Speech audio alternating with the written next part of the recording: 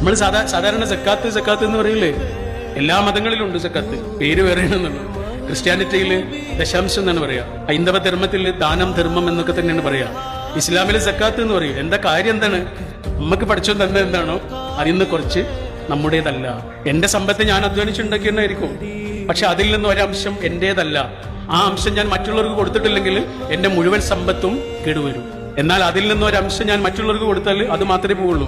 അത് കൊടുത്തിട്ടില്ലെങ്കിലോ ഇത് മൊത്തം എനിക്ക് നഷ്ടപ്പെടുകയാണ് ചെയ്യുന്നത്. അതാണ് സക്കാത്ത് എന്ന് പറയുന്നത്. ഒരു കക്കരി നമ്മൾ എടുത്തിട്ട് അതിനെ 10 കഷ്ണാക്കിയിട്ട് ആ 10 കഷ്ണത്തിൽ നിന്ന് ഒരു കഷ്ണം എടുത്തിട്ട് അതിനെ 4 കഷ്ണാക്കിയാൽ ആ 4 കഷ്ണത്തിൽ നിന്ന് ഒരു കഷ്ണം എത്ര ചെറുതായിരിക്കും? അതാണ് 2.5% എന്ന് പറയുന്നത്. പഠിച്ചോൻ പറയാണ് അത് നിങ്ങളതല്ല കേട്ടോ, അത് നിങ്ങൾക്ക് ഹറാമാണ്. എന്റെ സമ്പത്തിൽ 2.5% എനിക്ക് ഹറാമാണ്, അത് മറ്റുള്ളവർക്കുള്ളതാണ്. അത് ഞാൻ കൊടുത്താൽ അത് മാത്രമേ പോവുള്ളൂ. അത് കൊടുത്തിട്ടില്ലെങ്കിലോ എന്റെ മുഴുവൻ സമ്പത്തും കേടുവരും. ചോദ്യം അതല്ല, ഇത് സമ്പത്തിന് മാത്രമേ ഉള്ളൂ എന്നുള്ളതാണ്.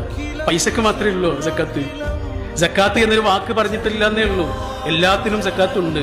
നമ്മുടെ സമയത്തിന് സക്കാത്തുണ്ട്. നമുക്ക് എന്തെല്ലാം കാര്യങ്ങളുണ്ട്, എന്തെങ്കിൽ എന്തെല്ലാം ആവശ്യങ്ങളുണ്ട്. ഇപ്പൊ നമ്മൾ ഈ ചെലവഴിക്കണത് എന്താണെന്നറിയോ? നമ്മുടെ സമയത്തിന്റെ സക്കാത്താണ്. നമ്മളെ ഇങ്ങോട്ട് വന്ന് കാണാൻ കഴിയാത്തൊരു മനുഷ്യനെ നമ്മൾ അങ്ങോട്ട് ചെന്ന് കാണുന്നുണ്ട് എങ്കിൽ അതെന്താണെന്നറിയോ? നമ്മുടെ സമയത്തിന്റെയും ആരോഗ്യത്തിന്റെയും കണ്ണിന്റെയും സക്കാത്താണ്. നാവറുക്കപ്പെട്ട ഒരു മനുഷ്യന് വേണ്ടി നമ്മൾ സംസാരിക്കുന്നുണ്ട് എങ്കിൽ അത് നമ്മുടെ നാവിന്റെ സക്കാത്താണ്. കണ്ണ് കാണാത്തൊരു മനുഷ്യനെ നമ്മളിങ്ങനെ കൈപിടിച്ച് തോളിൽ പിടിച്ച് നടക്കാൻ സഹായിക്കുന്നുണ്ട് എങ്കിൽ അതെന്താണെന്നറിയോ? നമ്മുടെ ആരോഗ്യത്തിന്റെ സക്കാത്താണ്. എന്റെ ഈ കൈ എനിക്കിങ്ങനെ ചലിപ്പിക്കാൻ കഴിയുന്നുണ്ട് എങ്കിൽ ഇത് ചെയ്യാൻ കഴിയാത്ത പരകോടി മനുഷ്യന്മാരുണ്ട്. ആ മനുഷ്യരിൽ ഏതെങ്കിലും ഒരു മനുഷ്യന് എന്റെ ഈ കൈ ഉപയോഗപ്പെടുന്നുണ്ട് എങ്കിൽ അതാണ് എന്റെ കൈയിന്റെ സക്കാത്ത്.